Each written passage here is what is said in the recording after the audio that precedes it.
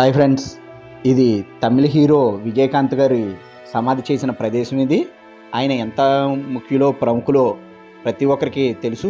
తమిళ హీరోగా 154 సినిమాలు ఈయన యాక్ట్ చేశారు.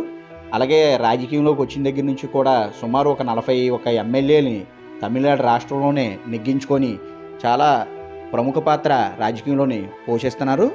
చాలా శక్తివంతంగా తమిళనాడులోని గొప్ప వ్యక్తి అని కూడా చెప్పచ్చు.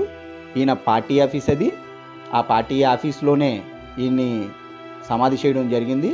ఆయన చనిపోయి కొన్ని నెలలు అవ్వస్తున్నా సరే ఇప్పటికీ కూడా ప్రతిరోజు ఆ సమాధి దగ్గరికి ఆయనకి దర్శించుకోవడానికి ఎంతోమంది జనం ప్రతినిత్యం వస్తూనే ఉన్నారు. అది పార్టీ ఆఫీసు, అది పార్టీ జెండా, ఆయనకు సంబంధించిన తమిళనాడు పార్టీ అది.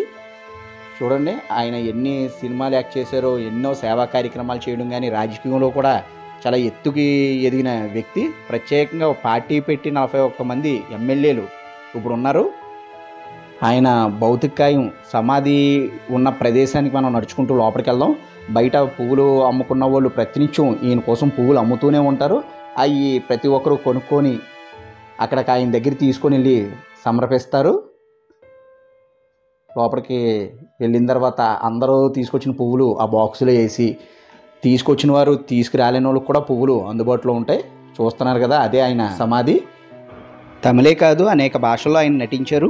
ఈ తమిళనాడు నుంచే కాదు, చుట్టుపక్కల ప్రాంతాల నుంచి అనేక మంది ఈయన దర్శించుకోవడానికి వస్తుంటారు.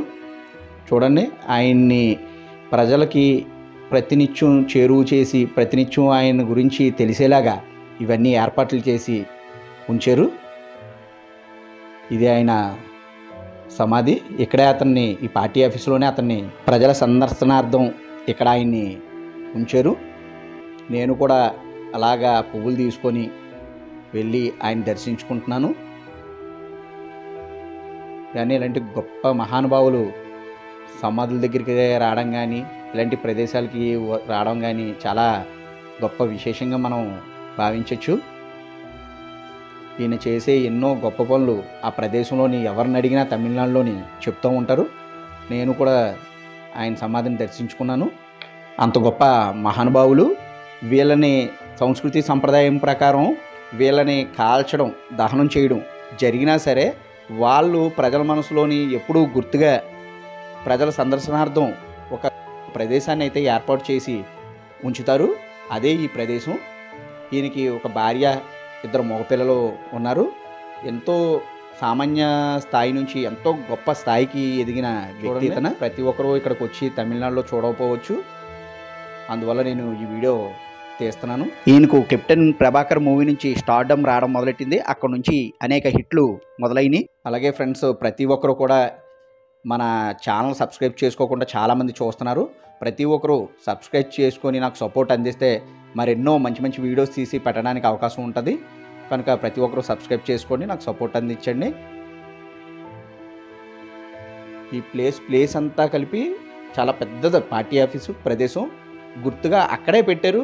అంటే తమిళనాడులో చాలామంది రాజకీయ సినీ ప్రముఖుల్ని బీచ్, మెరీనా బీచ్ దగ్గర వాళ్ళని భౌతిక కాయాల్ని సమాధి చేయడం కానీ, అంటే కాల్చడం కానీ, ఎన్ని చేసినా సరే వాళ్ళది సమాధి అన్నది ఏర్పాటు చేస్తారు. చాలా గొప్ప గొప్ప ప్రదేశాలుగా నిర్మించినవి ఉన్నాయి. మనం లాస్ట్ టైము జయలలిత గారి కానీ, ఎంజీఆర్ గారిది కానీ, లేకపోతే అన్నాదురై గారిది కానీ, ఇంకా చాలామంది మనం తీసి పెట్టాము. అవి కూడా మీరు మన యూట్యూబ్ ఛానల్స్లో నా వీడియోస్ ఉన్నాయి, అవి కూడా చూడండి.